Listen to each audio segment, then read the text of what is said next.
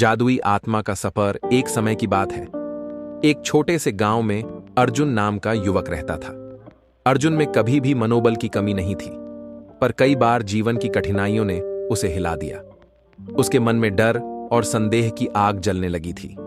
एक दिन गांव के पास स्थित घने जंगल में चलते चलते अर्जुन एक रहस्यमयी चमकती हुई झील के किनारे पहुंचा। झील के पास एक बूढ़े अर्षि बसे हुए थे, जिनकी आंखों में असीम ज्ञान की चमक थी।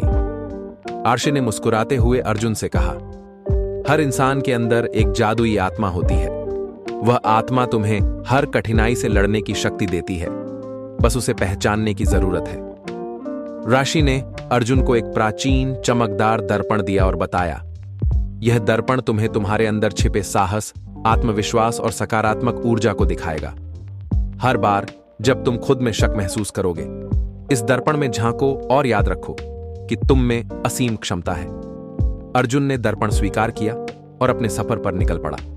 रास्ते में उसने कई चुनौतियों का सामना किया, ऊंचे पहाड़, घने जंगल और तूफानी हवाएं। हर चुनौती पर वह दर्पण की याद करता और अपने आप से कहता, मैं मजबूत हूं, मैं कर सकता हूं। धीरे धीरे उसके मन में आत्मविश्वास और मनोबल की लहर दौड़ने लगी। एक दिन उसे एक गुमशुदा गांव मिला, जहां लोग निराशा में जी रहे थे।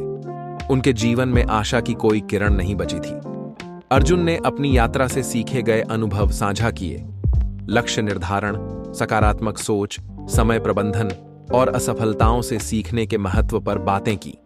उसने उन्हें बताया कि हर असफलता एक नया सबक होती है और मनोबल ही हमें फिर से उठने की ताकत देती है।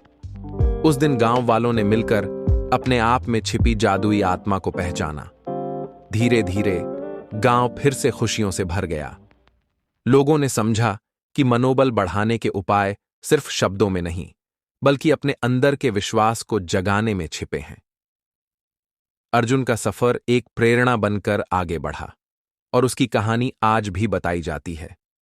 एक कहानी जो सिखाती है कि चाहे कितनी भी अंधेरी रात क्यों ना हो, अपने अंदर के प्रकाश को पहचान कर हम हर चुनौती को पार कर सकते हैं।